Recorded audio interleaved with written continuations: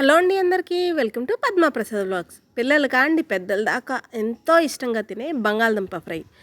ఎప్పుడు బంగాళదుంప ఫ్రైని ఒకే రొటీన్ కర్రీలా కాకుండా కొంచెం డిఫరెంట్గా ట్రై చేశానండి. నిజంగా భలే ఉంది అసలు. ఈ కర్రీ ఇలా చేసుకొని పచ్చి పులుసో రసమో చేసుకొని తింటూ ఉంటే ఆహా, సింపుల్గా టేస్టీగా ఎలా చేసుకోవాలో నేను మీకు చూపిస్తాను, వచ్చేయండి. కొంచెం వెడల్పాటి ప్యాన్ పెట్టుకొని కొంచెం ఆయిల్ ఎక్కువే పడుతుందండి. నేను 3 గరిటెల దాకా ఆయిల్ వేసాను. ఆయిల్ వేడెక్కే లోపల బంగాళదుంపలు మనం ఎంతైతే కర్రీ చేయాలనుకుంటున్నామో అన్ని బంగాళదుంపల్ని తీసుకొని పైన చక్కగా పీల్ చేసి మీడియం సైజ్ ముక్కల కింద కట్ చేసుకోవాలి. మరీ చిన్నగా వద్దు, అలాని మరీ పెద్దగా కూడా వద్దు, మీడియం సైజ్. ఇప్పుడు నేను మీకు చూపించాను కదా, ఆ సైజ్ సరిపోతుంది. చక్కగా నీళ్ళల్లో 2-3 సార్లు కడిగేసుకొని నీళ్ళన్నీ వడకట్టేసుకున్నాక వేడిగా అయిన ఆయిల్లో వేసేసి అలా మూత పెట్టి ఒక్క 10 నిమిషాలు వదిలేయండి. చక్కగా బంగాళదుంప లోపల దాకా కుక్ అవుతుంది. ఇలా చేయడం వల్ల బంగాళదుంప ముక్కలన్నీ వేసేసాం కదా, మూత పెట్టి కాసేపు అలా వదిలేసాక నేను మీకు చూపిస్తున్నాను, చూడండి. నిదానంగా అడుగు ఏమి అంటేదండి, నిదానంగా ఓపిక్గా ముక్కలన్నిటినీ కూడా టర్న్ చేసుకోండి. నాకు ఇలా 3 నిమిషాలు పట్టింది. చక్కగా కింద భాగం అంతా కుక్ అయ్యాయి కదా, చూడండి. మనం మూత పెట్టి మగ్గ పెట్టడం వల్ల ఎక్కడా రంగు మారకుండా అన్నీ ఈవెన్గా ఒకే కలర్లో ఉన్నాయి. జనరల్గా బంగాళదుంప అడుగు అంటేస్తుంది, అడుగు రంగు వచ్చేస్తుంది, పైన దుంపలు అలాగే ఉంటాయి. కానీ ఇలా చేయడం వల్ల ఈవెన్గా కుక్ అవుతాయి. మొత్తం అన్నిటినీ కూడా నిదానంగా కలిపేసుకున్నాం కదా, ఇంకొకసారి కూడా కలిపేసుకొని ఇప్పుడు దీంట్లోనే మన స్పైసెస్ కూడా వేసేసుకుందాం.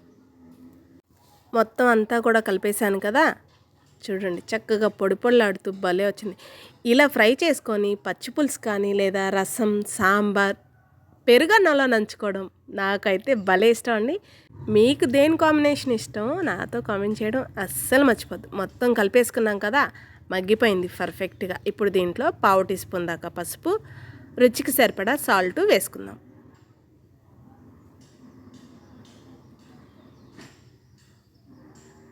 పసుపు, ఉప్పు కూడా వేసేసుకున్నాం కదా, ఇప్పుడు దీంట్లోనే రుచికి సరిపడా కారం కూడా వేసుకుంటున్నాను. నేను 2 స్పూన్ల దాకా కారం వేసానండి. అలాగే ఒక 1/2 టీ స్పూన్ దాకా జీలకర్ర పొడి,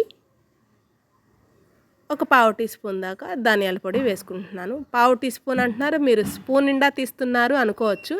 ఇది వుడెన్ స్పూన్ అండి, కొంచెం లోతు తక్కువగా ఉంది, అందుకని నేను 1/2 టీ స్పూన్ అని చెప్తున్నాను. చక్కగా మనం ఇప్పుడు వేసిన స్పైసెస్ అన్నీ కలిపేసుకొని 2 నిమిషాలు అలా వదిలేస్తే అంతే అండి, సింపుల్ పొటాటో ఫ్రై రెడీ. ఎప్పుడు రొటీన్గా కర్రీలు, ఫ్రైలు, పోపులు వేసి కాకుండా ఇలా ట్రై చేయండి.